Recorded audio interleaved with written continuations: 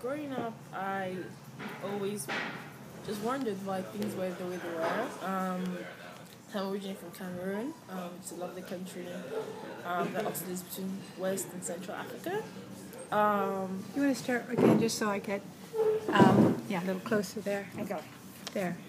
And to speak, speak loudly. Louder. We've got a little background. Okay. Good. Growing up, I always wondered why things were the way they were. I'm from Cameroon, which is a lovely country that oscillates between Central and West Africa. We have so many resources, we have a lot of food, but when I walked around, I didn't see things that reflected that. I saw, injustice, I saw socioeconomic deprivations, and I wondered what's going on? Like, how can we explain this? And to me, it just boiled down to bad leadership and lack of proper governance. And even as a teenager, as early as 15, 16 years old, I knew something had to change. And it's funny enough, like, I always tell my parents and tell my friends, I want to be president of this country because I felt like being president, I could change things. And that always just stayed with me, like that feeling, that drive and determination to change the situation, to change the status quo, which I saw and which I knew was not how things were meant to be. But I didn't know how things were meant to be because I'd never been out of Cameroon. So it was just an ideal, a young girl growing up, wishing to change things, wishing to conquer the world.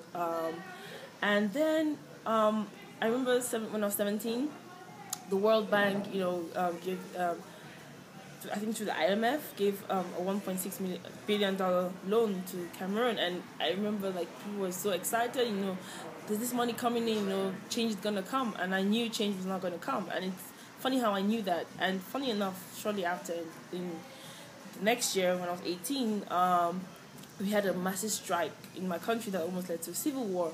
And that experience was horrifying to say the least, being in fear. I was in boarding school away from my parents, and it was a very scary experience, traveling back and forth and just seeing the way people were treated.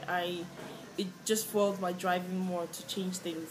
And that's when, I heard Gandhi's famous saying, be the change you want to see in the world. And I took that and ran with it. So I immediately enrolled at the African Leadership Academy in Johannesburg, South Africa. And at ALA really showed me the version of the world I wanted to see, because I was surrounded by young African men and women and other international students who really just had a passion and drive to change and had changed the situations they found themselves in.